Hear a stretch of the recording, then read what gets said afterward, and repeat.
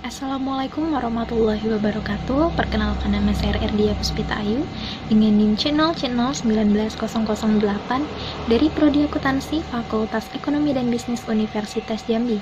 Baiklah, kali ini saya akan menjelaskan materi tentang menyusun laporan rekonsiliasi fiskal, di mana di dalamnya saya akan menjelaskan tentang perbedaan laba fiskal dan laba komersial, kemudian apa yang dimaksud dengan koreksi positif dan negatif, dan menghitung PPh badan.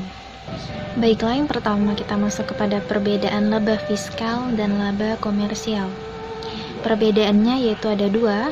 Yang pertama itu beda tetap atau permanen difference. Beda tetap terjadi karena adanya perbedaan pengakuan dan beban menurut akuntansi dengan fiskal, yaitu adanya penghasilan dan beban yang diakui menurut akuntansi namun tidak diakui menurut fiskal, ataupun sebaliknya, beda tetap mengakibatkan laba atau rugi menurut akuntansi yang berbeda secara tepat dengan laba atau rugi menurut fiskal PHKP atau penghasilan kena pajak. Kemudian yang kedua, beda waktu atau sementara timing difference. Sesuai nama, beda waktu merupakan perbedaan perilaku akuntansi dan perpajakan yang sifatnya temporer, artinya secara keseluruhan beban atau pendapatan akuntansi maupun perpajakan sebenarnya sama tetapi berbeda alokasi setiap tahunnya. Beda waktu biasanya timbul karena perbedaan metode yang dipakai antar fiskal dengan akuntansi dalam hal yang pertama akrual atau realisasi, yang kedua penyusutan dan amortisasi, yang ketiga penilaian persediaan, dan yang keempat kompensasi kerugian fiskal. Selanjutnya koreksi positif dan negatif.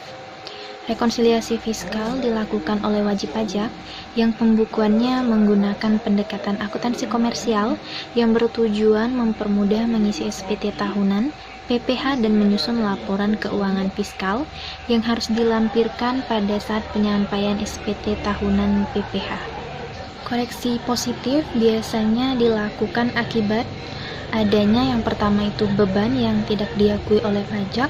Ini terdapat dalam pasal 9 ayat 1 Undang-Undang PPh. Yang kedua, penyusutan komersial lebih besar dari penyusutan fiskal.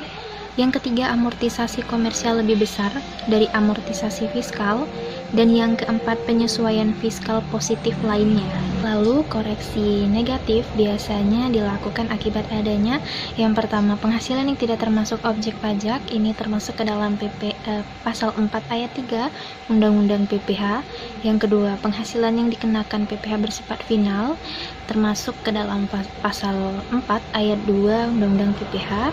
Yang ketiga, penyusutan komersial lebih kecil daripada penyusutan fiskal. Yang keempat, amortisasi komersial lebih kecil daripada amortisasi fiskal. Yang kelima, penghasilan yang ditangguhkan oleh pengakuannya. Dan yang terakhir, yang keenam, penyesuaian fiskal negatif lainnya. Selanjutnya, perhitungan PPh badan. Menurut ketentuan perpajakan, yang dimaksud dengan badan adalah sekumpulan orang atau modal yang menjadi satu kesatuan dengan tujuan untuk melakukan usaha ataupun tidak melakukan usaha.